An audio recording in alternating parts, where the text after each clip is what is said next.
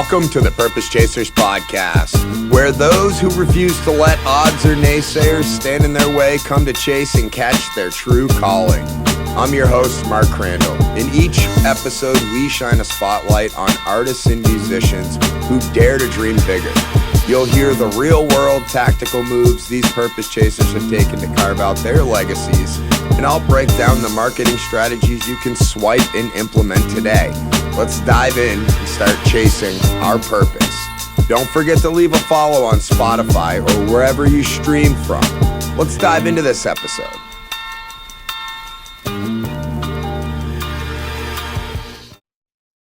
Welcome back, everyone, to this episode of the Purpose Chasers podcast. I'm really excited for my guest this week or this month. And I have Justin Schenck on the podcast, and I want to make sure I pronounced his name right because it's a tricky one. You'll see in the show notes. Yeah. It's a tricky last name, and I have shared a little bit about this man and how profound our meeting was in the Purpose Chasers community over there on Facebook, and how I had 4 or 5 different intros made to this man before I got FaceTime with him. And I had no idea. I had countless individuals tell me that I needed to meet with him. But then as some of these individuals made intros to me, I realized that their kind of influence in his life wasn't big enough to get me in front of him. And then the last intro that I had made got me a meeting with him. I went and met with him, and I think we pounded coffee for like over 3 hours maybe. And it was coffee turned into lunch, right? Yeah, it was coffee turned into lunch, turned into what there's something that, what was it? We were ordering breakfast sandwiches and I thought it was like a lumberjack breakfast meal. And so he's like, "Oh, you're customizing a breakfast sandwich. I like how you roll." And I was like, "Oh, it's or on a bagel." You're like, on a bagel. It says on a bagel. So Justin is the host of the Movement Now, or the Growth Now Movement podcast. It's a mouthful. Yeah. And it's one of the podcasts from guests that I've had on the show that I actually listen to. So I would suggest going over there and subscribing to his podcast, because it is, how do I want to say this without being a jerk? Unlike other influencers and other people in this space, it's a very authentic podcast. And with the caliber of individuals that you're interviewing on that show, it's very humble and authentic and speaks to an audience and not from a influencer mountaintop of holier than thou. So Justin, super grateful to have you on the show, man. I'm really honored to know you, and to see why these other people were trying to get me intro to you. And then Anthony introduced us, and we ended up drinking coffee and ordering bagels. Yeah, man, Mark, thank you so much, dude. And you know what? Same to you, right? And so that's why you're coming on my show as well, because multiple people mentioned you to me. And I'm very much like you in a sense that I don't want lack of a better term, like a cold intro to somebody. Like, I want something that's solid. And when I know it's coming from somebody like Anthony, who's actually over my shoulder right now. But when it's coming from somebody like Anthony, it's solid, and you delivered on all levels, man. And I'm just so glad that we connected. And thanks for saying all those nice things about me. That's amazing. Yeah, I want to get right into it with you. And I've been sitting with this since our meeting, and we lined up the swap for the podcast, and I was thinking about it, and I'm not going to drop where you live, but you're currently living in like pretty much podunk America. and I drove out there to meet with him, and it took me about an hour and 15 minutes to get there. And as I was driving through, I was like, okay, man, because there's a certain level of fire that needs to exist when you live in an environment like that to achieve what you've achieved. And I'm going to let you drop your accolades. I'm not one to be like, oh, I know you were just featured in Inc. magazine. No big deal. You have no big deal. Top 10 podcast. Also, it's a pretty big deal. And my question to you is, what shifted in you? Because I know a lot about you and your background and your story and your kind of your family upbringing. Like, what shifted in you, which led you to become a purpose chaser and to do, to start the Growth Now Movement podcast and your Growth Now Movement event and Yeah, all of man. it? So that's a really good question, because I think it's like most people and most people in their journeys, when they're trying to figure out what it is they're supposed to be doing, it's like a progression, right? Like it happens over time. And so, I mean, I can go back to when I was a junior in high school. If there was, like, this is all I can say. If there was like a senior superlative for least likely to succeed, that would have been me. At a 1.7 GPA, my mom was in the middle of a 20-year opioid addiction, and my dad was in jail at the time. And I think a lot of people would have looked at me and said, "You've got no shot, kid."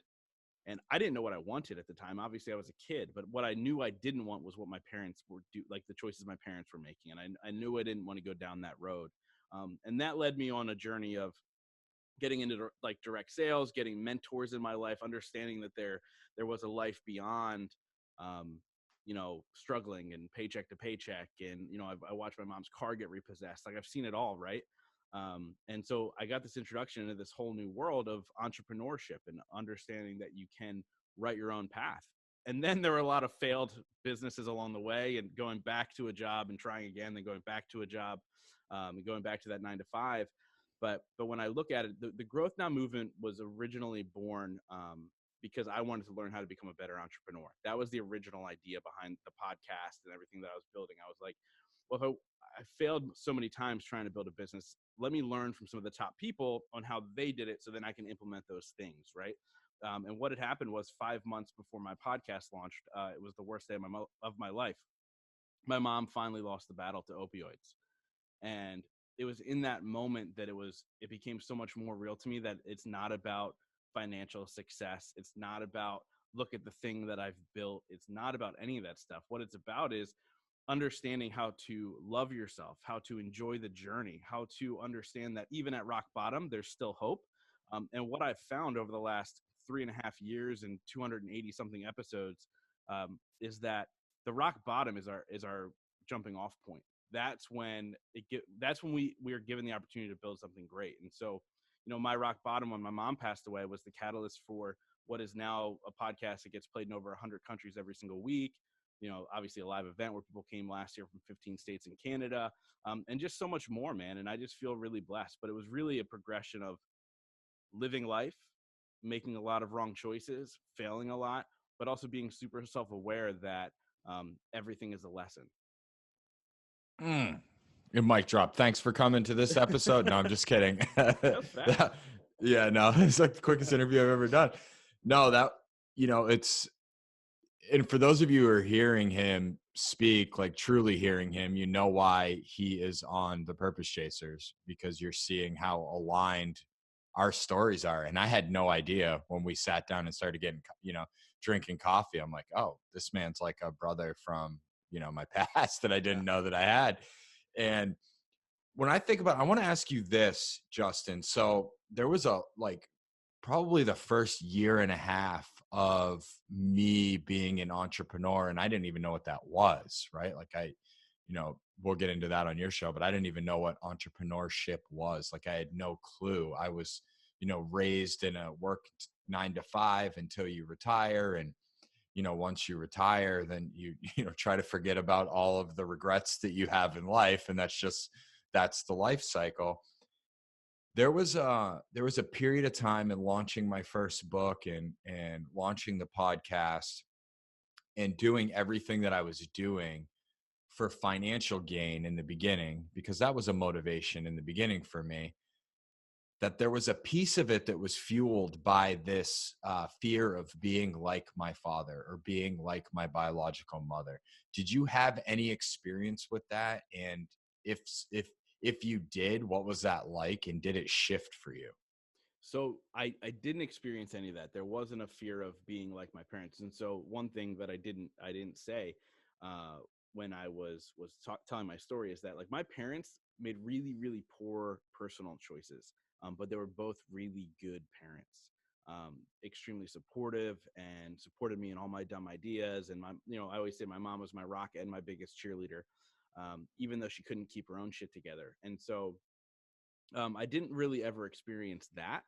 But I certainly experienced, like, I don't know what an entrepreneur is. I mean, my dad was an entrepreneur, but I didn't think of him in that way. Like, he owned a construction business. I didn't think of him as an entrepreneur. I thought of him as a roof layer, you know. But I didn't quite understand number one, what it took to make money. Number two, what did my day to day look like? How did I jump into this thing? And there was a bit of an identity crisis when I started to get some following, because and you met me, and I'm not okay with people really knowing who I am. I feel uncomfortable, but I also understand that my purpose is greater than that. And so there's still a lot, I think, in my world, there's still a lot of finding my identity in the space. What do I really want to be as an entrepreneur? I don't think that's even fully evolved.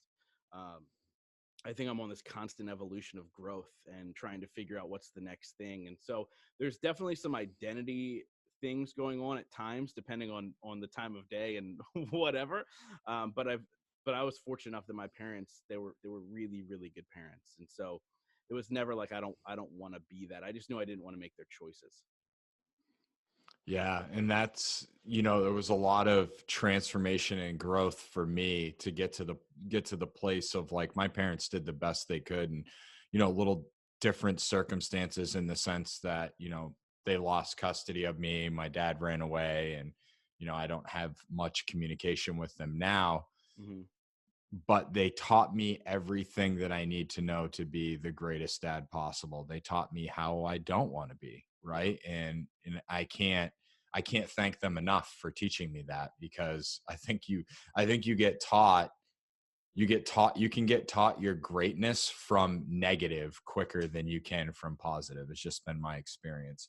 Oh, for So, sure, for sure. No, and I love that too. And I actually just put something on my Instagram about my dad, actually, because there was a 7.5 year span where I did not speak one word to him. We didn't say a word to each other, and I talk in the post about the growth from that, right? And so there was failure in our communication at what was a younger age for me, and a younger age for him. There was a failure in communication, but we learned so much from that failure. It took 7.5 years, but again, the lessons are all in the failures. yeah, and that's been my experience. Most people view failure as this really, really negative thing. And then what is it? The Sun Tzu quote: "A wise man learns from his own mistakes, but a genius learns from the mistakes of others." And it's Mm. just like, anyways, Yeah, man. No, dude, it's so true. we're gonna get real philosophical. Well, like So, but really quick, I had that conversation with Ed Milet, and we were talking about that and how, like, due to our parents' failures, because his dad was an alcoholic, due to our parents' failures, we both became very self-aware very early, and so we are still able to learn from other people's mistakes. It's so powerful. yeah, and one thing that I want to, and I didn't know we were going to go this route, but we are. One thing that I know about individuals that come from where we came from, man, our intuitions are on point. And and I know this of you as I know it, within me, that if we had sat down, Justin and I had sat down to have coffee, and either of our guts had said no, like, we would not be doing this, Yeah, right? How has that intuition guided you into business? it's everything. I mean, it guides every single decision I make. I've walked away from deals that would have netted me $20,000 a year, because it didn't feel right. And so every single thing that I do is based off of feeling. And you look at the people that I surround myself and people that I call my mentors and friends, like Fabio Viviani and even Ed Milet. I look at them and I go, there was a feeling, and it's not even about their successes. Like, I could care less that Ed's worth $500 million. I could care less that Fabio runs organizations that are doing $300 million a year. What it is that they're really good people, and they care. And so for me, it's all about that intuition of, like, what's this feel like? And I always, always, always follow that. As a younger person, I didn't. I would always try and push back and fight against that. But within my business, it's all about gut, man. And I'll walk away from billions if it doesn't feel right. Um, hopefully it feels right if I ever get that opportunity, right? But but I really, really would. And I think that you're the same, right? And so like you messaged me about somebody recently because you had a gut feeling about him, and I confirmed it. Like, when you follow those things and you Then I go, blocked him, by the way. and you did. I didn't block him because I wait to see how much more content of mine he steals. But with that being said, like every single thing that I do in business and in life is based off of my instincts, because I'm pretty tuned into the energy of the world, without getting too spiritual and woo woo on this episode. But I look, everybody has the ability to tune into it. We just make choices whether we listen or not. And I encourage everybody to listen to that. It's true. It's so true. It is so true. And the sleep that I'm going to lose and the heartache that's going to come from not following my intuition has just pained me. It's beaten me into submission. And, I had a recent potential business opportunity, which really looked good on a check. Right. But it was, I sat with it for about probably 6 or 7 days.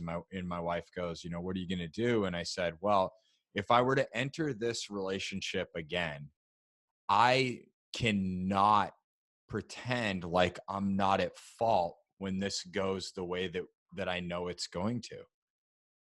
Yeah. She's like, yeah, like I can't, like it came to me. No, don't do it. Don't do it. They've lied to you. They've done this. Right. And then so many people don't listen to that and they just go with the zeros.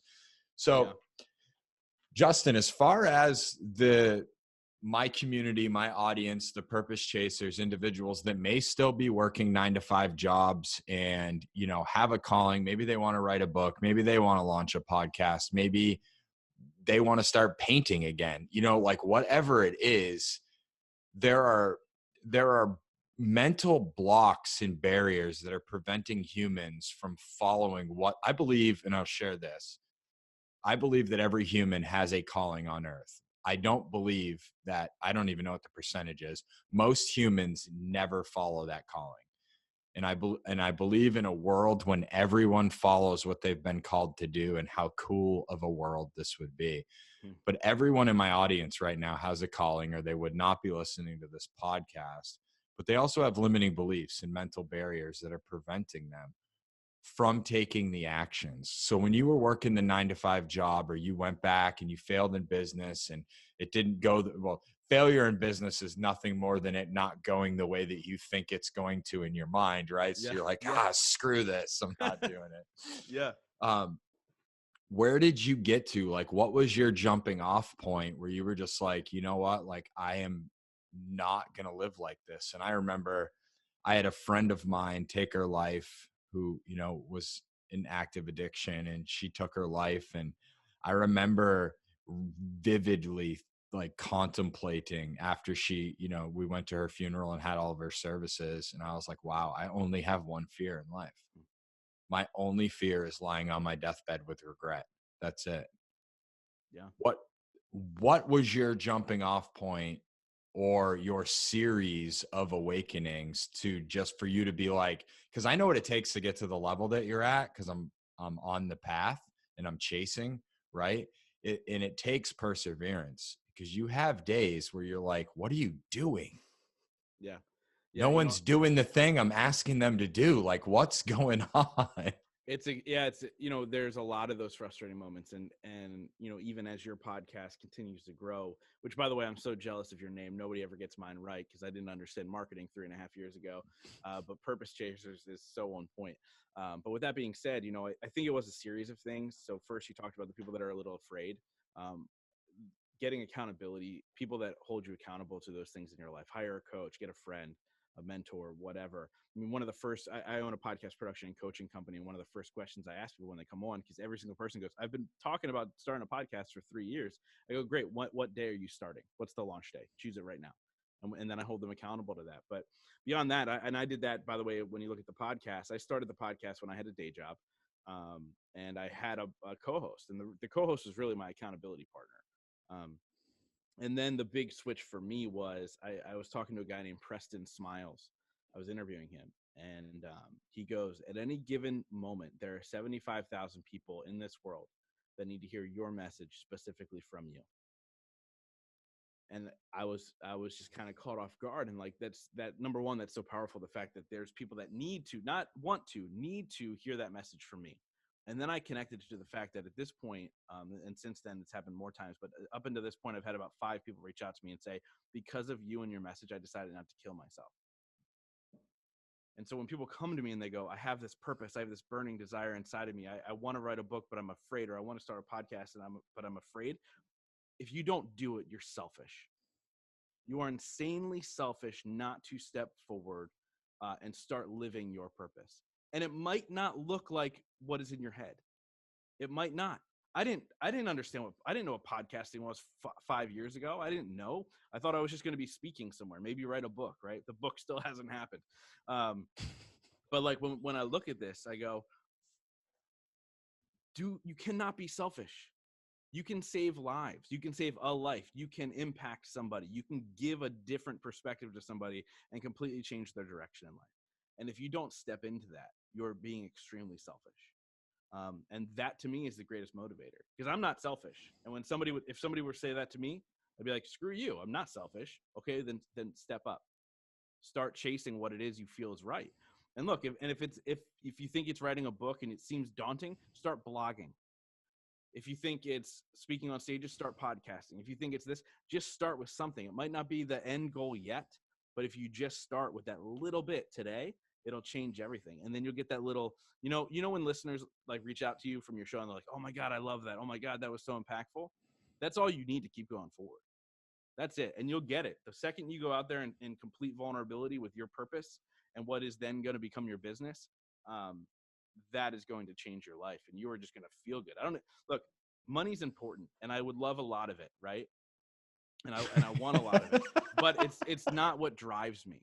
Yeah. It's not what drives me. So I always say, like, I'm not motivated by money to people, and then they're like, oh, well, this guy doesn't really care. I'm going, no, I care. I want it. But the thing is, like, it's not what wakes me up every day. And so, and that is my purpose. And so I think that if you can tie your business to your purpose, number one, it's a lot easier to take that first step forward, because I just told you you're selfish if you don't. And then number two, it just makes you happier, man. Like how happy are you doing this podcast, even though this specific podcast probably isn't making you any money today? Yeah, really happy.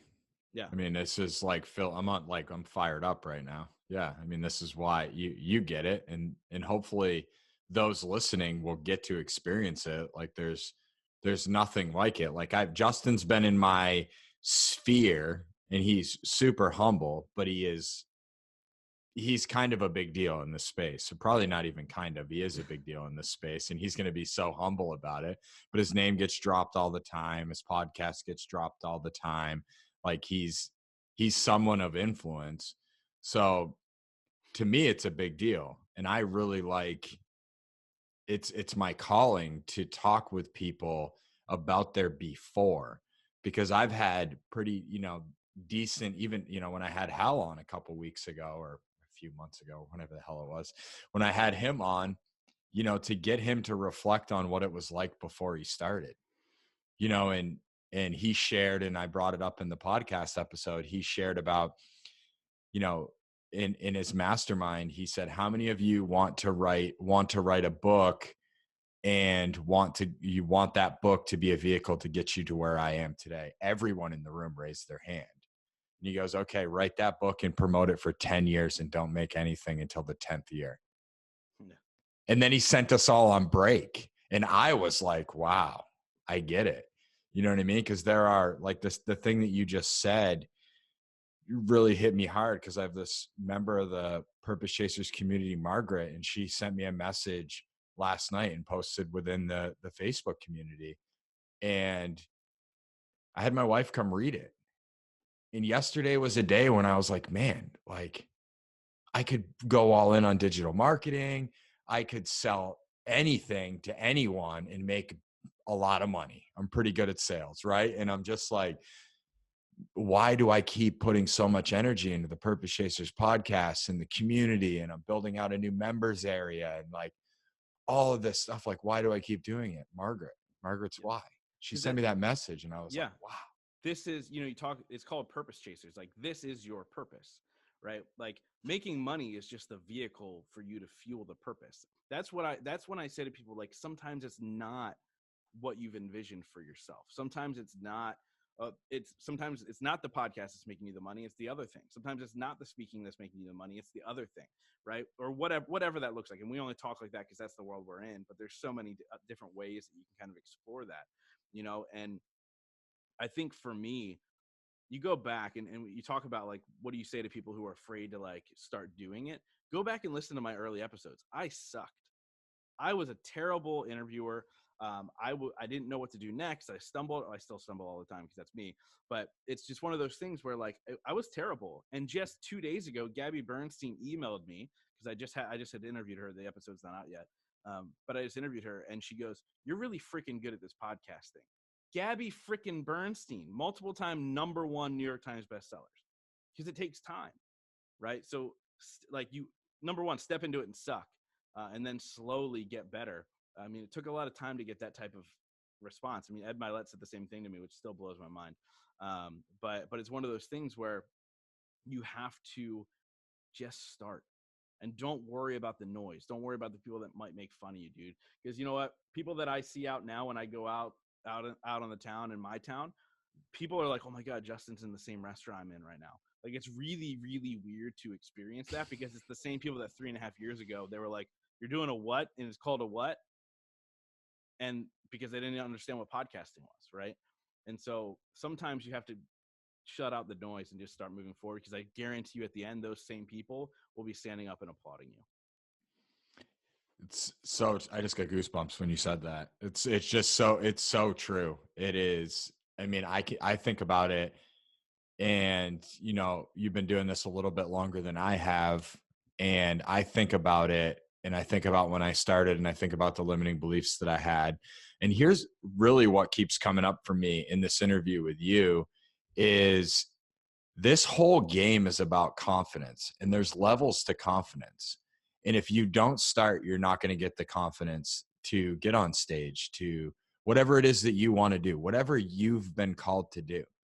Right. And I think about when I started this podcast, I knew who you were. Like, I knew who you were. You were in the sphere of, like, these guests that I someday wanted to have on. And how cool would it be if I got to go on Justin's podcast? And I didn't know what any of that stuff meant, but, like, Yeah. you start to see these people that are doing big numbers and doing big things and having massive impact. And you're like, oh, wow, I wouldn't have had the confidence to interview you. I wouldn't have had the confidence to, hopefully ask you a question that makes you stumble and makes you think, because, like, I could talk to you about all the, the cookie cutter questions that you get asked over and over again. Well, how did you get your podcast so big? Like, my audience doesn't care about that. Yeah. They want to know how you walked through the limiting beliefs and the naysayers in your small town to take the action. And then how did you stay with it? Yeah. Dude, you have to show up, right? Like I talked about, I sucked in the beginning.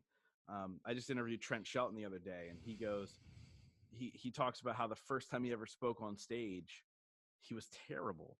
That guy is now like a 50K keynote speaker and one of the most sought after people in our space. And the first time he did it was in front of 300 students, by the way, 3,000. It was a huge group. Like, his first time he ever stepped on stage was a huge amount of people. And he had no idea what he was going to talk about, and he froze. You have to show up. Like, you're not going to get the confidence until you mess up doing it. Like, you think Michael Jordan, the first time he stepped out on a basketball court, was like, "Yeah, I'm the best."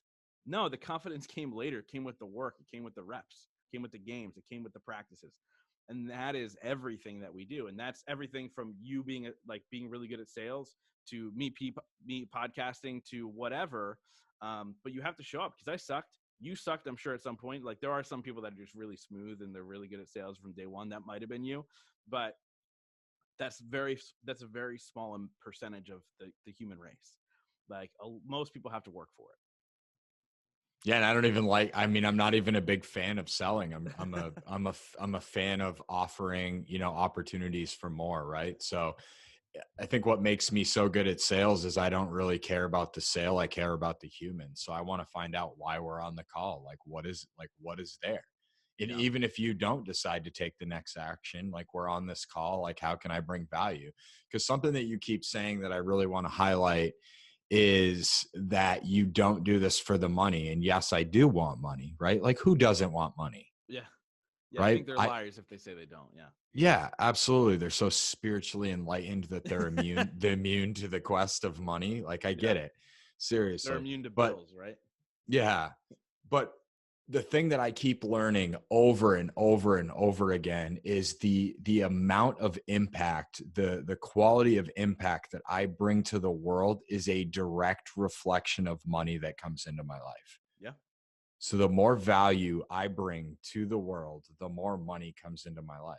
And that's just, so I focus on impact. I focus on value. I mean, you know, those of you listening, you don't see me up at 1 a.m, like jotting thoughts for another podcast episode. Like you don't see me, you know, up this morning writing notes that I'm going to, you know, of questions that I'm going to ask Justin for the bonus content for the members area. Like you don't see that, but that's just how we work. That's how we operate because we're here for so much more. Justin, what would you want to tell me 5 years ago as I was driving to work? Let me paint a picture for you. I'm in Elgin, Texas. Where, he says? Elgin, Texas. It's kind of very, it's very similar to where you live. I'm driving to Elgin, Texas to work as a therapist for this facility that it makes my skin crawl when I walk in. And I know that I've been called for so much more. But here I am working for, you know, peanuts as to what I believe I'm worth. What would you say to me? Because I was listening to your podcast. Yeah. You know, I think it's tough because I'm not somebody who's going to tell somebody what to do. I think everybody's path is different. So I usually just ask a lot of questions, which is probably why I'm good at podcasting. And I would ask you, what are you building? Not, and the funny thing is, one of two things, if you think about yourself 5 years ago, and I don't even know what town in Texas, Elgin. The real answer would be you're building somebody else's dream every single day. And then I would go a little bit deeper and I say, well, what are you building on the side currently to make sure that you're going to be building your dream full time in the future? And so that's really as simple as you can get, right? Every single day, work a little bit more towards your dream. You know, I believe the power of 1%, which I've talked about this on my podcast a couple times, where I live in a 1% world every single day. My goal is to grow 1% every single day, whether that's to improve my relationships, improve my podcast, improve my business, improve my whatever. It's just 1%. And when you look at life like that, it's a lot easier, right? Like we worry so much about that end result. Because one day with Growth That Movement Live, I want to fill an arena of 6,000 people here in Reading, Pennsylvania. If I thought about that for year one, I would have been frozen in my tracks. But year one was 150 and I sold 160. And so it's the baby steps, right? It's the one step at a time. And so it's just, I think it's more of like asking yourself the question of like, what am I building today? And, you know, anybody listening right now who's in that 9-to-5 grind, like I just need to get out. Well, what are you doing to get out? And is your job allowing you to build that on the side? Like I always had jobs where I could just peace out and go do stuff I had to do. Like I had jobs where I would leave the office and come home and do interviews. You know what I mean? And so I think the thing is like you have to set yourself up for success, even if it is getting another job that allows you the flexibility to go build that thing on the side. Like I'm not the guy who's going to tell you to jump without a freaking net. Like I've never been that guy. Like I'm all about building it on the side and then let it happen. Right. I mean, I did the podcast for almost 2 years without, or a year and a half without, with still working a full-time job. Like you have to lay the bricks. And so it's just so hard to talk to the amount of people that are listening to your show at once. But if you just ask yourself, what am I building? I think you're going to get the answers you need. I think it'll give you the direction in which you need to take today to then start building that future for yourself. Absolutely. And I just recorded an episode in which I talked to the Purpose Chasers community about and asked them, what are you willing to sacrifice to get where you want to get? Because I think about when I launched and I started coaching and I started this whole this whole process of building a business, I quit Xbox. I'm just going to be 1,000% transparent. I quit playing Xbox. And at the time I was playing Call of Duty and I was pretty horrible at it. And I had some friends that were really, really good at it. And I had to quit. And so it comes full circle that I haven't played that Xbox in probably a year and a half, maybe 2 years. And I'm actually giving it to a 9.5-year-old for Christmas this year. Nice.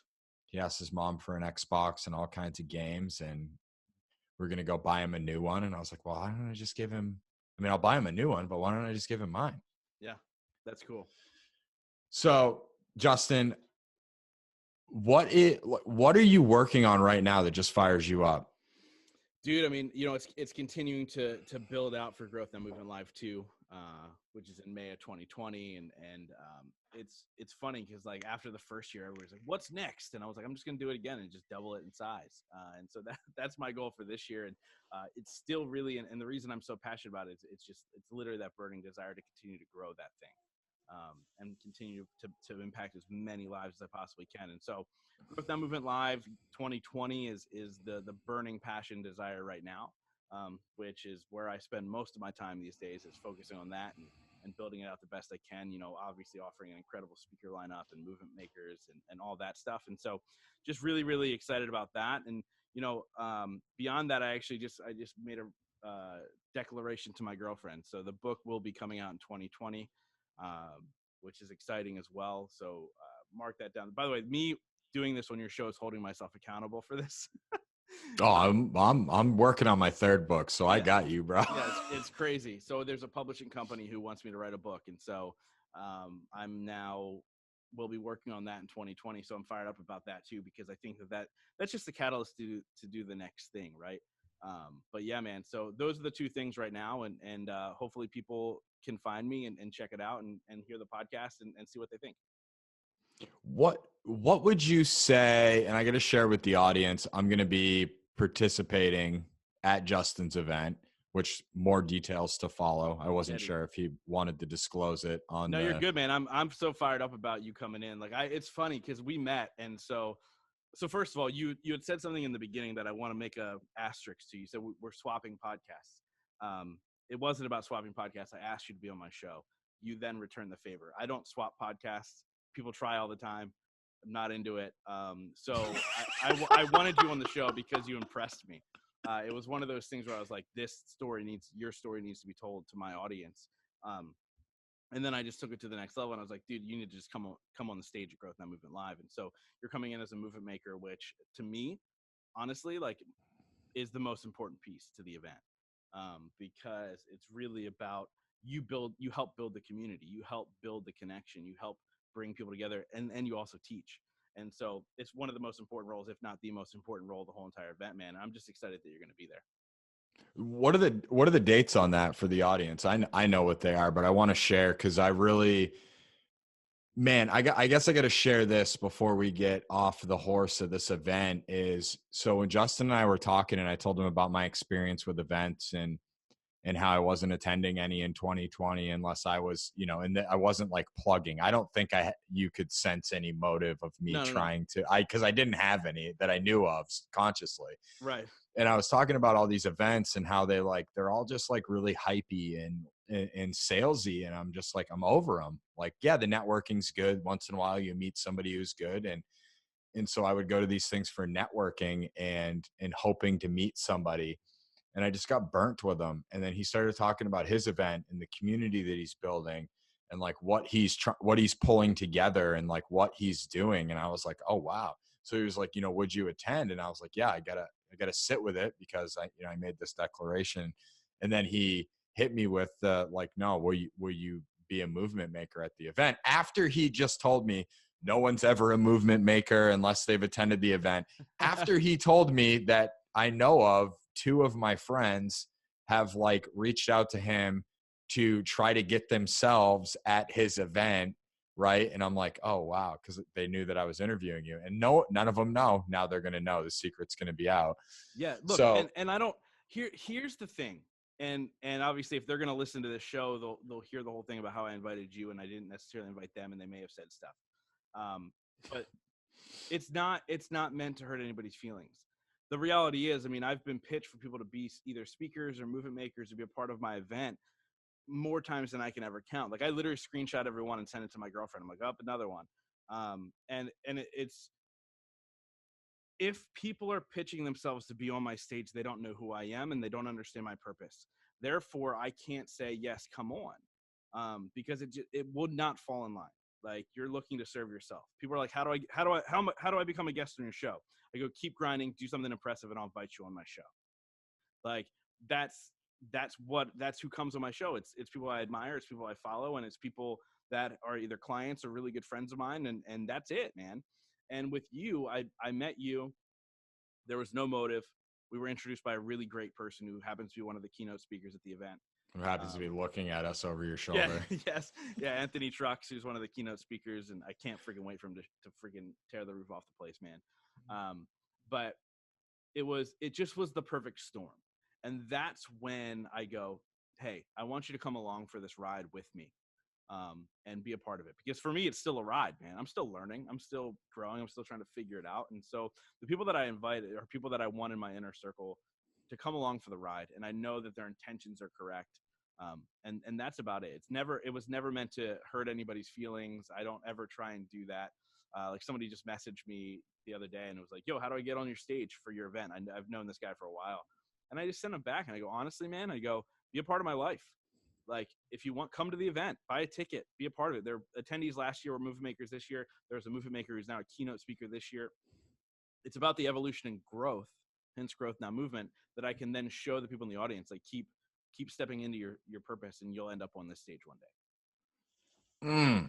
It's man, I'm gonna end the episode with this, and then guys, feel free to head over to the Purpose Chasers community at the Purpose Chasers on Facebook. The bonus content, the questions that I'm about to ask Justin, which are the questions that I want to ask, will be over there in the community and in the members area. Justin, I just want to express gratitude to end this interview with you, man, because like that meeting, and I almost canceled it because I was like, it's an hour and 15 minutes away. I don't know this man. He's probably going to snub me. Like all these limiting beliefs came into my head. And I was really in a place of like everyone around me where we just moved to are 9-to-5ers. And I called Anthony that night and I'm like, man, I'm just like really in my limiting beliefs. Like I'm not prepared and ready to go, to go meet Justin. And he was like, dude, you need to know him. You need to know him. And I was like, you're right. I don't know what this meeting that meeting set me back on fire. Just knowing that an hour and 15 minutes away is a heart-centered individual who is working his butt off to bring value to other people just set me back on fire. So I'm so grateful for you, man. I am super excited to attend the event, to participate in the event, to build your community. And for those of you listening, blend some Purpose Chasers up in this event as well. Like we're going to be there. If you attend the event, I will give you a hoodie to rock in that thing. Damn. Yeah, I paid $90 I paid 90, but you got one. So Justin, thank you so much for coming on, man. And I really, really look forward to just having you in my life and continuing to grow with you and see how our messages continue to blend. Dude, I'm super grateful for you, man. And what you just said about that whole thing and coming up and how I was able to light a fire in you, man, that means the world to me. This conversation's been great. If you want more of Mark, head over to Growth Now Movement and listen to that episode because that'll be out probably around the same time, I imagine. So it'll be good. This has been great, man. Thank you. Well, I'm going to strategically drop it when you drop yours so I don't blow the announcement. So awesome. Yeah. Check out his podcast. It'll all be in the show notes. A tip that Justin taught me is that when you're asked to give a call to action at the end of a podcast, you share your podcast. And so that is one of his tips. And I am now doing it. I actually did 2 interviews this week in which I did it. Justin, so grateful to have you, man. And I just really grateful to have you in my world.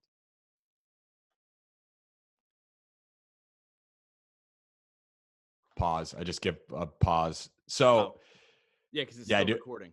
Yeah, I do a pause. Can I ask you 2 questions for the community?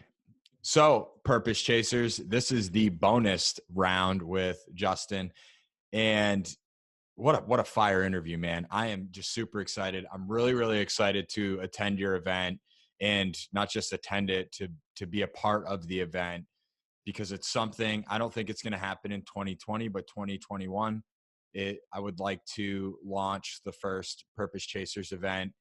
And honestly, I've done some small events, but I don't know what it looks like to roll out a big event. I'm really just excited to see what you've done and let you and learn where you fell short and where where you're going to grow. So I had one main question that came to me as I was thinking about what question to ask you to give the Purpose Chasers community, and that is, you are a networker for real. Like for real. And for those of you in the community, you've heard me talk about him. Like, he is a networker for real. There are people that are good at it and there are people that suck at it. In this space, as big as it may seem, is very small. And the way you show up and the moves that you make to try to get in other people's circles are the reputation that you're going to gain. Justin, what tips or tricks do you have for the Purpose Chasers community to get access to individuals in their life that may be 1 or 2 levels above them? Yeah, man, that's a really good question. And I'll go back to earlier on when I was when I wasn't having the success I'm having now, and I wasn't quite tapped in yet, and because it looks different today than it did then. But I would reach out to them on any platform that I could, and I wouldn't be a nuisance, but I'd reach out, whether it be Instagram, Facebook, or an email or whatever, and I would say, how much I enjoy their their message or what they're doing and all that stuff, and tell them about my podcast, and I would say, I would love for you to come and share your message to inspire my audience. And that line itself has been the game changer, because it's not about me. It's not even about them. It's about my audience. It's about changing the world. And what that taught me was, the people who truly care, they'll come on and they'll share their time and their energy and their story, unselfishly. Is that right? Unselfishly. Selflessly, I think. Selflessly. Dang. Yeah, dude, 1.7 GPA. Remember? Go back and listen to the interview. You'll know. But with that being said, it became about reaching out and being genuine with who I am and my story and what I wanted them to come on and do. But it's the second part to that is, that's true. I didn't want to try and sell them anything. I didn't want to try and utilize them to grow my audience. It was about utilizing them to impact my audience, because I learned early on, big names don't help grow your show. So that wasn't the purpose. It was really about impacting the audience. And I was able to get some massive names. I mean, Phil Rosenthal, who's the creator of Everybody Loves Raymond, massive guy in the entertainment space. I literally, I messaged him on Instagram, and 7 minutes later, he messaged me back and said, yeah, of course. He's like, email my PR person and we'll get you on. And so it's really about coming from a heart-centered place and delivering as much value as you can to them. And then if you want to take it a step further, it's about giving as much as possible once you do connect with them. Man, you just dropped something that's just so true. Like, the bigger the name, it's just all ego. And so when I launched, season 1 and purpose, that's why I did season 2, because I wanted to change the energy of the show. It was like, I was climbing up the ranks, and Clint, I'm not going to name drop here, but I had 3 really big names scheduled and I canceled. Yeah. I canceled the interview, and it was from a place of like, I don't care. And if I don't care, you Purpose Chasers, my community, they don't care. Right. And so that's why I wanted to get away from the whole interviewing so they could sell their new book or promote this thing, because like it's not a heart-centered interview. And I don't get to really ask questions or interview, because it's like they have their script and that's what they run through, and they do it, whatever, 100 times a month or whatever. Dude, I had Gretchen Rubin on my show, who's also a multi-time New York Times bestseller. Her podcast, Happier, is like one of the biggest podcasts out there.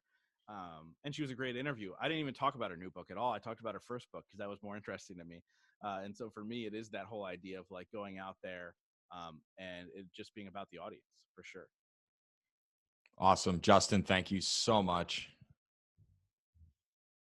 That's that's a wrap on this episode of the Purpose Chasers podcast. If you're ready to take action, don't wait. Head over to thepurposechasers.com to access notes, resources, and a host of other tools to keep you moving forward.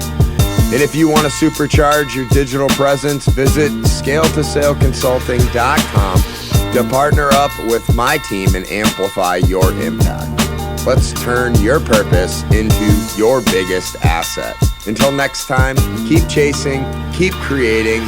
Your purpose awaits.